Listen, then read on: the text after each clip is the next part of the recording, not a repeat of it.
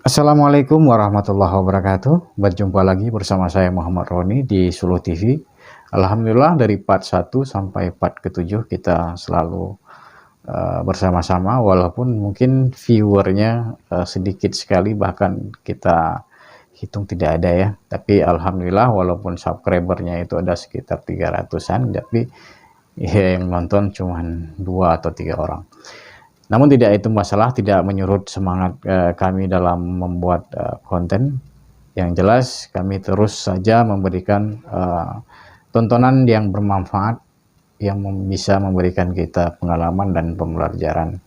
Alhamdulillah hari ini kita akan menyaksikan part yang ke-8. Mudah-mudahan ini bisa menjadi manfaat bagi banyak orang. Ayo kita mulai.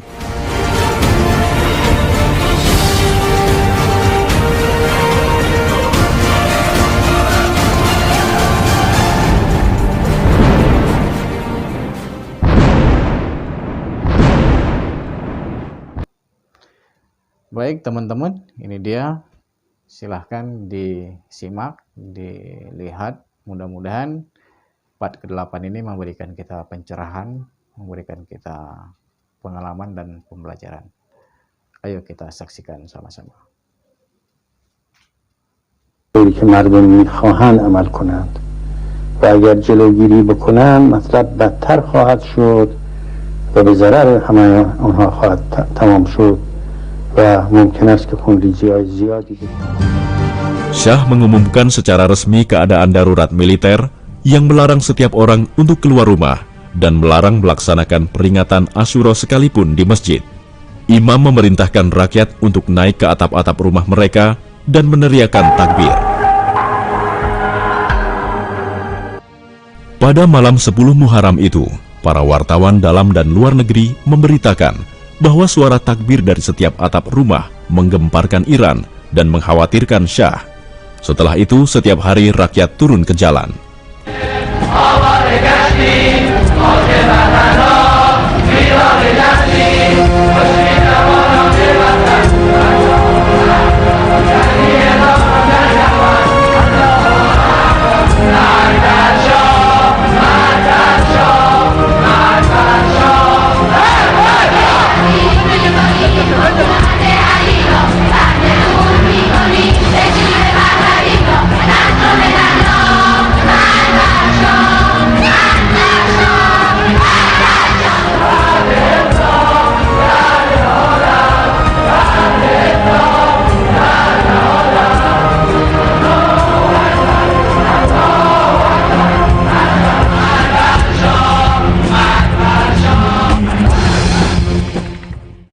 احساس خستگی میکنم و احتیاج به استراحت.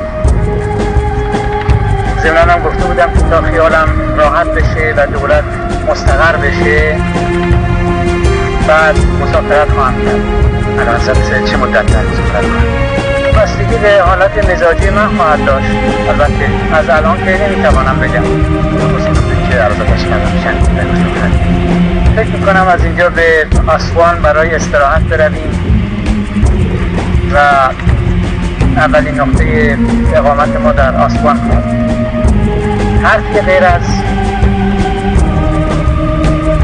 حس وضعیت مملکت و انجام وظیفه بر اساس میهن‌پرستی ندارم.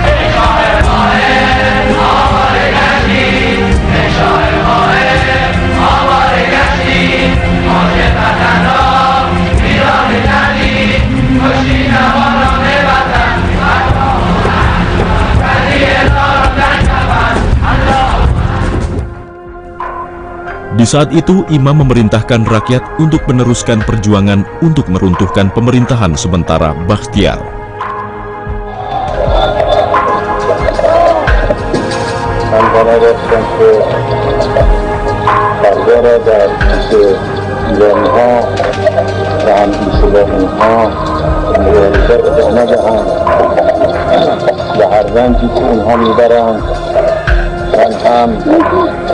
با اونها باشن لیکن دولت خائن از این امر مانع شد و همه خویشترهای ایران را بست و من پس از باز شدن فرودگاه‌ها بلافاصله خواهم رفت و خواهم به او فهماند که شماها فاسد هستید و خائن به ملت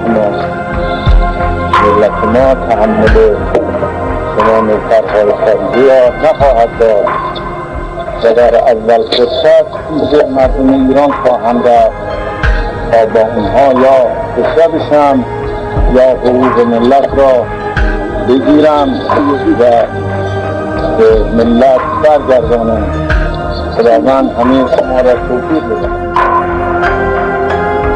Pesawat mendarat di Tehran dan mulailah perubahan fundamental yang mengakhiri kejayaan 2500 tahun Persia. Imam kembali ke Iran bukan untuk membagi kue kekuasaan dengan Syah, namun untuk menggantikan sistem kerajaan dengan sistem kepemimpinan ulama. من دولت تعیین میکنم، من تو دهن این دولت میزنم، من دولت تعیین میکنم، من به پشتیبانی این ملت دولت تعیین میکنم، من به واسطه اینکه ملت مرا قبول دارد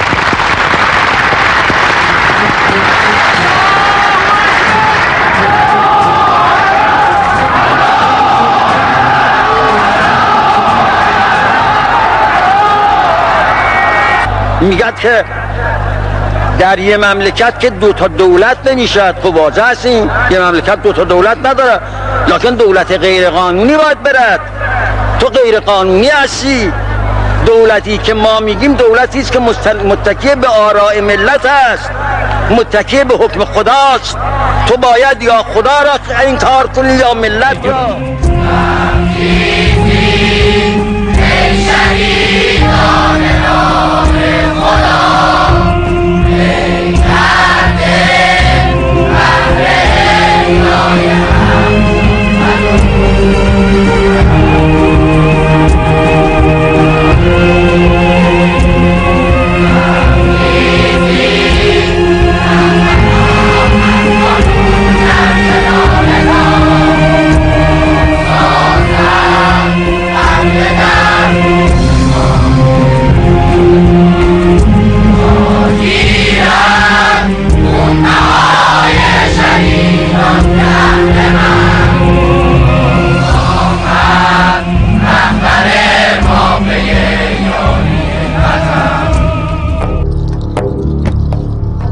Revolusi Iran bukanlah sebuah kudeta untuk menjatuhkan sebuah rezim. Ia bukan pula sebuah kudeta militer, namun ia merupakan sebuah revolusi rakyat yang dipimpin oleh para ulama yang bertindak sebagai guru dan pemimpin mereka. Karena itulah, pantas untuk disebut sebagai revolusi Islam karena berangkat dari nilai-nilai Islam dan dalam rangka memenangkan nilai-nilai Islam. Sungguh ia merupakan satu-satunya revolusi yang takkan ada tandingannya di abad ke-20. Saat itu tidak pernah ada contoh sebelumnya bagaimana seorang guru agama menjadi pemimpin negara, sehingga sebuah pertanyaan besar ada di benak setiap orang. Bagaimanakah jadinya sebuah negara Khomeini akan dibangun pasca revolusi? ما در جمهوری اسلامی داریم زندگی میکنیم. جمهوری اسلامی که در اسلام مثل رسول اکرم، مثل امیرالمومنین سلام الله علیهما برش حکومت کردن. میخوام یه همچی حکومتی باشه. Imam menjadikan kota Qom sebagai tempat tinggal beliau dan tempat untuk memberikan komando pemerintahan sementara. Dari sanalah beliau merancang dan menetapkan pemerintahan pertama, baik badan eksekutif ataupun legislatif.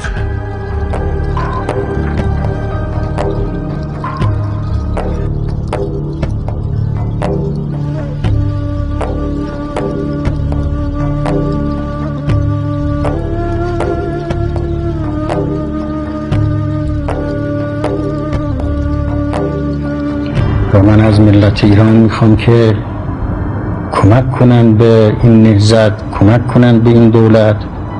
امروز دولتی است که خدمتگزار مردم است، مثل دولت‌های سابق نیست که میخواست تحمیل به مردم بشد، میخواست که ذخایر مردم را به باد بده. این دولتی است که میخواد حفظ کند ذخایر ملت ما را، میخواد حیثیت ملت را حفظ کند و میخواد که خدمت کند به ملت. Sementara itu, para ulama Islam mengusulkan dengan nama Pemerintahan Islam Iran. Ide Pemerintahan Islam Iran ini disampaikan Murtado Mutahari dan Bayasti dalam berbagai forum hingga acara talk show di TV dengan kaum liberalis dan komunis. امروز مردم توجه پیدا کردن به اینکه نباید یه اقلیتی برای یک اکثریت قاطع حکومت کند. این مطلب پیدا شده در ذهن مردم. در بلاد اسلامی این مثلا طرح هست الان که باید ما یه جمهوری اسلامی داشته باشیم. ما نباید یه جمهوری دموکراتیک داشته باشیم به اصطلاح اینها. یه مسئله غربی داشته باشیم، اسمش رو عوض کنیم، شاهنشاهی رو برداریم، یه شاهنشاهی دیگری جاش بگذاریم به طور مسائل غربی. Referendum yang dilaksanakan pada penghujung tahun 1979 itu adalah jawaban atas pernyataan apakah setuju atas sistem pemerintahan Islam dengan nama Republik Islam, iya atau tidak. Panitia penyelenggara referendum mengumumkan bahwa lebih dari 98% suara yang masuk menjawab iya untuk nama Republik Islam. Dan pada 1 April tahun 1979, dideklarasikan penamaan Republik Islam Iran dan sekaligus menjadi identitas negara serta sistem pemerintahan di Iran.